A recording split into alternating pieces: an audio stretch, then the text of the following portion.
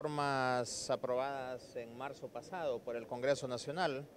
No nos pronunciamos de acuerdo en algunas otras circunstancias que el Congreso aprobó, como el artículo 80 de la irretrospectividad de la ley y retroactividad también, como cuestiones que tienen que ver con la figura de la mezcla o de los bienes equivalentes.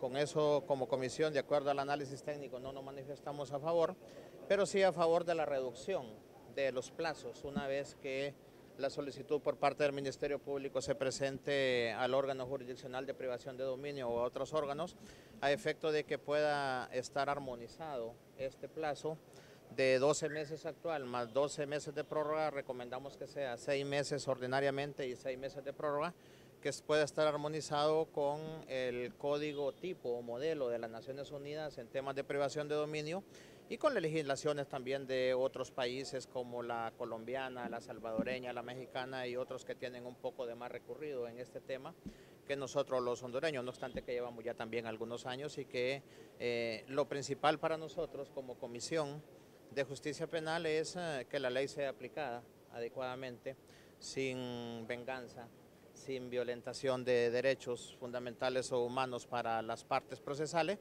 y que se les dé la debida atención y los derechos procesales a las partes procesales y materiales en un procedimiento. Por ejemplo, ahora mismo con cómo se plantea la ley, los terceros de buena fe, que se pronuncian así, o las partes procesales no pueden hacer peticiones una vez asegurado e incautado un bien al juez. Tiene que ir al Ministerio Público para convencer al fiscal y que el fiscal decida si hace o no la petición, para hacer una audiencia y tomar la decisión de revocar medidas antes de la sentencia. Recomendamos que las partes pueden ir directamente al juez, tienen el derecho constitucional de petición, el derecho de igualdad. El Ministerio Público es una parte más en el proceso, debe de tener iguales herramientas, iguales elementos, iguales espacios que las demás partes procesales. En consecuencia, lo fundamental acá es que nosotros veamos que la ley se aplica adecuadamente, sin miramientos o sin distinciones de ninguna naturaleza, y que se le dé el mismo tratamiento a las partes procesales y materiales. Y eso, para que quede claro, eso de retrospectividad, ustedes dicen que se pronunciaron en contra. Sí, claro, sí, no estamos de acuerdo. La ley establece en este apartado que puede entablarse medidas de aseguramiento e incautación sin importar el tiempo en que se obtuvieron los bienes presumiblemente ilícitos. La reforma hace alguna distinción. En ese sentido, nos parece a nosotros que sí, indistintamente de la entrada en vigencia de esta ley de privación o de otras normas que tienen que ver con la regulación del tema, el bien se obtuvo antes de la entrada en vigencia de esta normativa, el bien continuaría siendo ilícito, toda vez que se pruebe.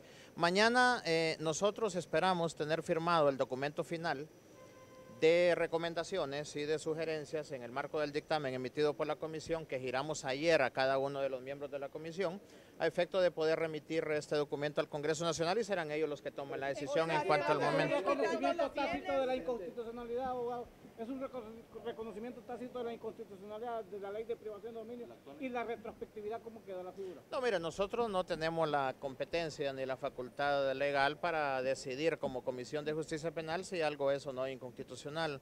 Basamos esencialmente la sugerencia en el análisis técnico y en las conversaciones que obtuvimos y en cómo mejorar el contenido de la ley y su aplicación.